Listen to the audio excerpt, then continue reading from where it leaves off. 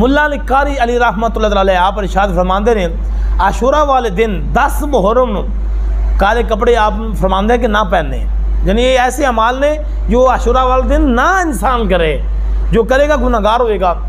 मुल्ला अली कारी अली रहमतुल्लाह अलैह आप इरशाद फरमाते हैं कि जो आशूरा वाले दिन अमाल ना करने की ममानत आपने फरमाई कि काले कपड़े नहीं पहने, राफ़ियाँ वाला लिबास नहीं पहनना, और उस तो बाद गिरेबान नहीं फाड़ना, सीना को भी नहीं करनी, और उस तो बाद बाल नहीं नोचने, मातम नहीं करना, नोहा नहीं पढ़ना, ना सुनना, ना मातम देखना, यानी ये ऐसे चंद अमाल ने जो आशूरा वाले दिन आपा नहीं करने, यानी उन्होंने निस्बत राफ़ियाँ नाल है।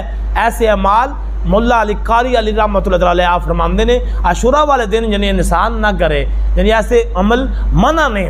काला लिबास पहनना, मातम करना, नोया पढ़ना, और उस तो बाद गिरेबान फाड़ना, सार दे बाल नोचने, और अपने आप से छुरियाँ चाकू तलवारां नेज़े अपने आप को जख्मी करना, मुल्ला अली कारी फरमाते ने ये नजायज़ है। ऐसे अमल नहीं करना चाहिए, बचना चाहिए। अल्लाह ताला अमल करने की तौफीक अता फरमाए।